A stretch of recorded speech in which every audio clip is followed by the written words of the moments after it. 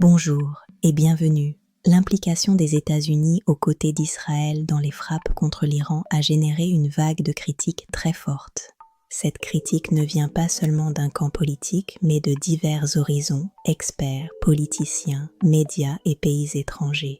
D'abord, on reproche directement au président Donald Trump de ne pas avoir expliqué clairement pourquoi il était nécessaire d'entrer en guerre maintenant. Une partie des opposants souligne l'absence de plan d'après-guerre ou de stratégie de sortie claire. Plusieurs analystes estiment que cela pourrait entraîner les États-Unis dans un conflit prolongé, allant contre l'idée d'éviter les guerres interminables. Dans la classe politique américaine, cette critique se retrouve tant chez des démocrates que chez certains républicains. Des élus ont qualifié l'intervention de « war of choice » et souligné que Trump n'a pas suffisamment consulté le Congrès.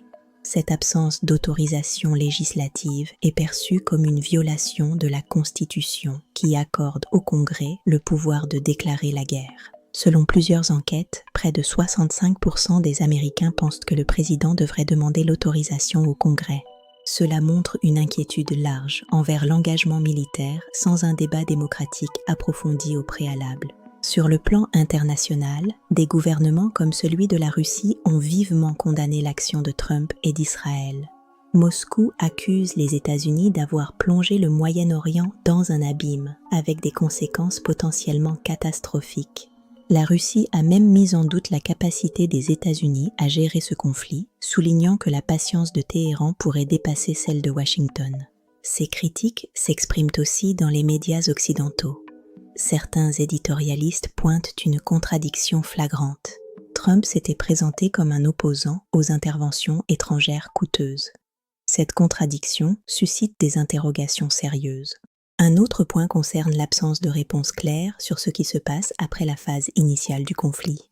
Les experts estiment que l'attaque pourrait facilement s'étendre, attirant d'autres pays et groupes armés dans un engagement prolongé.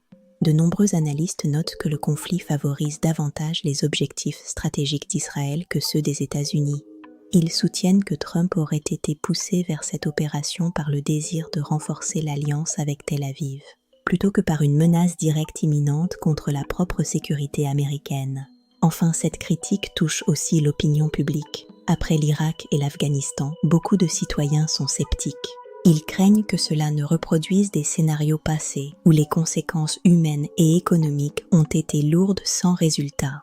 En résumé, les critiques tournent autour de l'absence de plan clair, du manque de consultation avec le Congrès, une perception d'incohérence entre les promesses et les actions, et des doutes sur les véritables objectifs stratégiques. Enfin, des préoccupations internationales pèsent sur la stabilité régionale globale. Le futur reste incertain.